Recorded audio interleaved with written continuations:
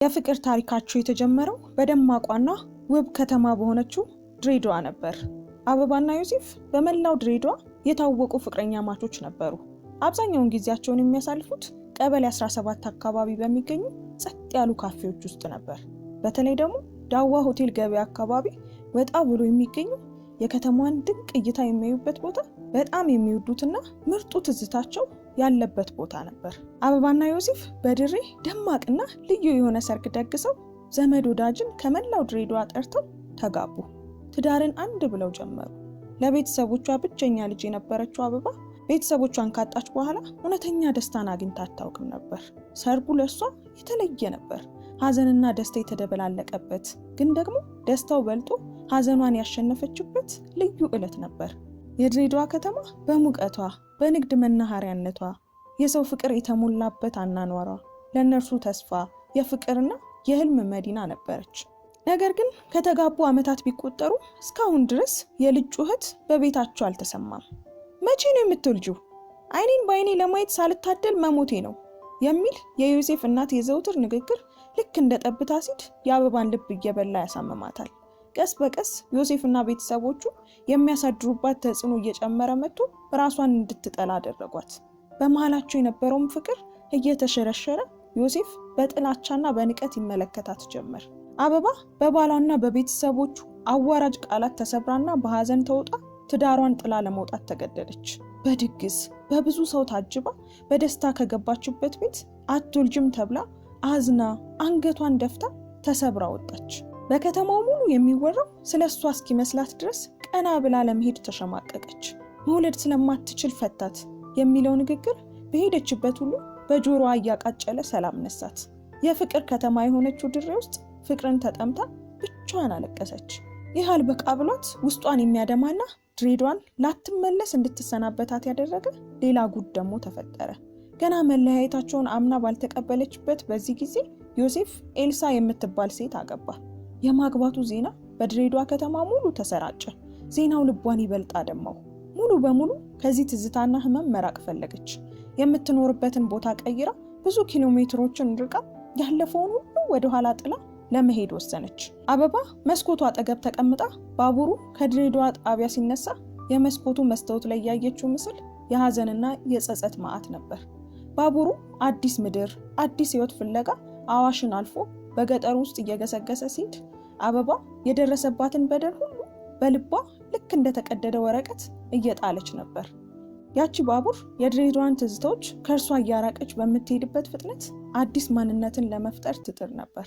በአዲስ አበባ ከተማ ግርግር ውስጥ በአንድ የሥራ አጋጣሚ በአስተናጋጅነት በምትሰራበት ትልቅ ሆቴል ውስጥ ቴዎድሮስ የሚባል ሰው አገኘች።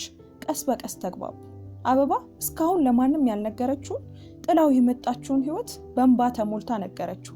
ታሪኳን ሲሰማ ለእሷ ያለው ፍቅር እንደሚጠፋና እንደሚሸሻት ብታስብም እሱ ግን በጣም አዘነላት። ቴዎድሮስ የአበባን ውጫዊ ውበት ብቻ ሳይሆን ውስጣዊ ጥንካሬዋንም አየ። አቅፎ እንባዋን አበሰላት። ቀስ በቀስ የፍቅር ወዳጅነት ጀመሩ። አበባ ዳግመኛ ደስታ ህይወቷን ጎበኘው። በከተማው የተወደደና የተከበረ ባለጸጋ ከሆነው ከቴዎድሮስ ጋር በደማቅ ሰርግ ተጋቡ። ከዚህ በኋላ የሆነው ግን ማንም ያልጠበቀው ተአምር ነበር።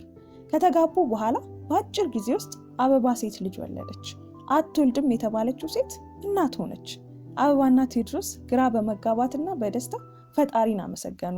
በከተማው ሰርጉን ያስናቀ ድግስ በልጃቸው ክርስትና ደግሰው ደስታቸውን አከበሩ። ብዙም ሳይቆይ አበባ ወንድ ልጅም ወለደች። ዮሴፍና ቤተሰቦቹ አትወልድም ብለው አዋርደው ከቤት ያስወጧት የጣሏት አበባ ፈጣሪውን በዋና አብሶ 2 ልጆችን አሳቀፋት። በልቧ ውስጥ ግን ዮሴፍ ምን ሆኖ ይሆን የሚል የማወቅ ጉጉቷ አልጠፋም ነበር። አንድ ቀን አበባ ልጆቿን ይዛ በከተማዋ መንገድ ላይ በመኪና እየተጓዘች ሳለች እንደተለመደው ገንዘብ ለመስጠት የመኪናውን መስታወት ከፍታ አንድ ጎዳና ላይ ወጣ ብሎ ወደ ተቀመጠ ጎልማሳ አይኗን ጣለች። ፈጠን ብሎ ወደ እርሷ መጣ። በደንብ አተኩራ አየችው። ፊቱ ጎስቁሏል፣ ልብሱም የቆሸሸ ነው። ግን አይኖቹና አፍንጫው ይህን ሰው የሆነ ቦታ የምታውቀው መሰላት። በፍጥነት መኪናውን አስቁማ ልጆቿን ይዛ ወረደች። ወደ ጎልማሳው ቀረበች። አዎ መውለድ አትችይም ብሎ ያባረራት ወዲያውኑ ሌላ ሴት አግብቶ ልቧን ያደማው ቤቷን፣ ትዳሯን፣ የምትወዳትን የፍቅር ከተማዋን ድሬን ጥላ እንድትሸሽ ያደረጋት የቀድሞ ባለቤቷ ዮሴፍ ነበር። ሁለቱም በድንጋጤ ተፋጠጡ። ዮሴፍ እንደ በርበሬ የቀላ አይኑን ከአበባ ላይ አንስቶ አበባ በግራና በቀኝ እጇ የያዘቻቸውን ልጆች ሲያይ የበለጠ ደነገጠ። ያንቺ ልጆች ናቸው? ዮሴፍ ድምፁን ለማውጣት እየተቸገረ ጠየቃት። አበባ የድልና የድንጋጤ ድብልቅ ያለ ስሜት ባለው ድምፅ አዎ አለችው። አበባ ዮሴፍን ወደ መኪናው እንዲገባ አደረገችና ቅርብ ወዳለ ምግብ ቤት ሄዱ። ምግብና ቡና አዘዘችለት። ዮሴፍ በእፍረትና በጸጸት ተውጦ የሆነውን ሁሉ በዝርዝር ነገራት። ኤልሳ አበባን አስወጥቶ ያገባት ሴት አጭበርባሪ ነበረች። ከፍቅረኛዋ ጋር በመተባበር የዮሴፍን ንብረት፣ ገንዘብና ቤተሰቡ ያወረሱትን ቤት ሁሉ ሳይቀር እንዳሸጡትና እንደወሰዱበት ነገራት። ይህ ብቻ አልነበረም። ዮሴፍ ከኤልሳ ጋር ልጅ ባለመውለዳቸው በሕክምና ሲመረመሩ ልጅ መውለድ የማይችለው እሱ መሆኑን ማወቁንም ነገራት። ከዚህም በኋላ ኤልሳ በዚህ ሚስጥር እንዳስፈራራችውና በመጨረሻም ያለውን ሁሉ እንዳጣና እሷንም ያለ ጥፋቷ አትወልጅም ብሎ በማባረሩ ተጸጽቶ ቢፈልጋትም ሊያገኛት እንዳልቻለ ነገራት። አበባ ይቅርታ፣ ችግሩ ከኔ ነበር። ያኔ በድሬዳዋ ባደረኩት ነገር ሁሉ ተጸጽቻለሁ። ስህተት ነበር። ቤተሰቦችም እኔ ራሴ ያመጣኋት ሴት ያወረሱኝን ሀብትና ንብረት ሁሉን ነገር ስትወስድብኝና ባዶኝ ስቀር አይን ላፈር አሉኝ። ሁሉን ነገሬን አጣው። ሀገሬን ትቼ ወደዚህ መጣው። ዛሬ እንደምታይኝ ጎዳና ላይ ተጥያለሁ። እንባው ከአይኑ እየጎረፈ ነገራት። አበባ ያንን ሁሉ ግፍና በደል የተሸከመችው ሴት በልቧ ውስጥ የተሰማት ሐዘን ከጸጸቱ በላይ ሆነ። አሳዛኝ ዕጣ ፋንታው ልቧን ነካው። በልግስና እረዳሃለሁ፣ ወደ ጤና ተመልሰ ስራ እንድትጀምር አግዛሃለሁ ብላ ቃል ገባችለት። አዎ ህይወት የማይታሰበውን ይዛ ትመጣለች። አበባ ልትወልድ አትችልም ተብላ ከተሰበረችበት ድንጋጤ ወጥታ የሁለት ልጆች እናት ሆና ከቤት ያስወጣት ባሏን ጎዳና ላይ አገኘችው። እስኪ አስቡት፣ አበባ ዮሴፍን ለመርዳት የገባችው ቃል ትክክል ነው? እናንተስ ብትሆኑ ከዚህ ሁሉ በኋላ ዮሴፍን ልትረዱ ትችሉ ነበር? የአበባ ልግስናስ መጨረሻው ምን ይሆን? ዮሴፍ ከጎዳና ተነስቶ አዲስ ህይወት መጀመር ይችላል? አበባ ከዮሴፍ ጋር በምግብ ቤት ውስጥ ተቀምጣ ስለደረሰበት የንብረት መወረስና ክህደት፣ ከሁሉም በላይ ደግሞ ልጅ መውለድ የማይችለው እርሱ መሆኑን ስትሰማ የተሰማት ስሜት ግራ የሚያጋባ ነበር። የድል ስሜት፣ ሐዘን፣ ከፍተኛ ቁጣ ተቀላቀለባት። ልትረዳው ቃል ገብታለት ነበር። ነገር ግን በራሷ ስታስበው ያንን ሁሉ ስቃይና ውርደት የሰጣት ሰው ነው። ውስጧ ድሬዳዋ ላይ ከጎጆ ያስወጥቶኝ ዛሬ እንደገና ወደ ህይወቴ እንዲገባ ልፈቅድለት ነው? በፍጹም አይሆንም። አበባ ወደ መኪናዋ ተመለሰች። ዮሴፍን እዚያው ምግብ ቤት ውስጥ ጥላው መሄድ አልፈለገችም ነበር። ስለዚህም ስትሄድ ይዛው የነበረውን ገንዘብ በጠረጴዛው ላይ አስቀመጠችለት። ይህ የዛሬ ምሳና ለቀጣይ ጥቂት ቀናት ይበቃሃል፣ ከዚህ በላይ ግን ብላ ዝም አለች። ዮሴፍ እርዳታ እንደተነፈገው ተረድቶ አይኖቿን በጸጸት ተመለከተ። ዮሴፍ እባክሽ እባክሽ አበባ አላት። አበባ አይኗን ጨፍና ዮሴፍ እኔ ዛሬ የሁለት ልጆች እናት ነኝ። ያለኝን ሰላም ማጣት አልፈልግም።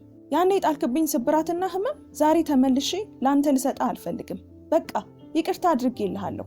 አሁን ሂድ፣ ራስን ቻል፣ ተለወጥ አለችው። ዮሴፍም በምግብ ቤት ውስጥ ብቻውን ቀረ።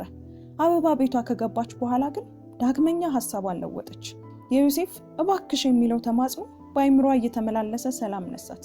በማግስቱ ዮሴፍ ወዳለበት ሄዳ አገኘችው። ለዮሴፍ የገባችለትን ቃል ጠበቀች። ስራ ጀመረች። መጀመሪያ የነበረው ትግል ዮሴፍን ከጎዳና ህይወት አውጥቶ ለጤና ምርመራ፣ ለአዲስ ህይወት ማዘጋጀት ነበር። በሆስፒታል ለ2 ሳምንት እንዲተኛ አደረገችው።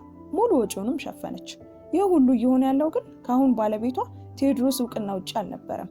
አበባ ለቴዎድሮስ የሆነውን ሁሉ በግልጽ ነገረችው። ቴዲ፣ ይህ ሰው ከአንተ ጋር ትዳር ከመመስረቴ በፊት ትልቅ ስብራት ጥሎብኝ የሄደው ሰው ነው። ዛሬ ግን ሁሉንም ነገር አጥቶ ጎዳና ላይ አገኘሁት። መጥፎነቱን ሳይሆን የሰው ልጅነቱን አይቼ ልረዳው ቃል ገባው። ቴዎድሮስ ትዕግስተኛና አዛኝ ቢሆንም ውስጡ ግን ጥርጣሬ ያደረበት። ውዴ፣ ያንን ሁሉ በደል አድርሶብሽ የሄደውን ሰው በገንዘብና በጊዜ መርዳት ቆይ ለምን አስፈለገ? የሰው ትዝታዎች ውስጥ ደግሞ ገብቶ ሰላማችን የሚያውክ ቢሆንስ? እርግጠኛ ነሽ ይህ ሁሉ መስዋዕትነት መክፈል አለብሽ? አበባ የቴዎድሮስን ስጋት ትረዳለች፣ ግን ደግሞ መልሷ ቁርጥ ነበር። ልጆቻችን ሰው መርዳትንና ሰብአዊነትን ከኛ እንዲያዩ ፈልጋለሁ። ልረዳ የፈለግኩት ለሱ ሳይሆን ለራሴ ነፍስ ሰላም ነው። ዮሴፍ ከሆስፒታል እንደወጣ አበባ ባገናኘችው የንግድ ስራ ውስጥ ተቀጠረ። የሚኖርበት ትንሽዬ ቤት ተከራይቶ አዲስ ህይወትም ጀመረ። ለሁለት ልጆቿ ድንቅ የሆነ የልግስና ትምህርትን ሰጠች። ዮሴፍ በሐቀኝነትና በታታሪነት መስራት ጀመረ። ዓመታት አለፉ። ዮሴፍ ሙሉ በሙሉ ከድህነት ወጣ። አሁን በራሱ እግር መቆም ችሏል። አንድ ቀን ዮሴፍ ወደ አበባ ቢሮ መጣ። ዮሴፍ እንባ እየተናነቀው አበባ ከጎዳና አንስተሽ የሰጠሽኝ ህይወት ከምንም በላይ ነው። ዛሬ በገንዘብ የደገፍሽኝን ሁሉ ልመልስልሽ መጥቻለሁ። ግን ከሁሉም በላይ ከአንቺ የምፈልገው ትልቁን ነገር ይቅርታ ነው አላት። አበባም በፈገግታ ተመለከተችው። ዮሴፍ አንተን የረዳው በችግር ላይ ያለ ሰው አይቼ ዝም ማለት ስላልቻልኩ ብቻ ነው። ይቅርታህንም ተቀብያለሁ። አሁን ወደፊት ሂድ፣ ወደኋላ አትመልከት አለችው። አበባና ቴዎድሮስም በሁኔታው የተፈጠረውን ትንሽ መረበሽ ተቋቁመው ትዳራቸውን እንደ አዲስ አድሰው በሰላም በደስታ መኖር ጀመሩ።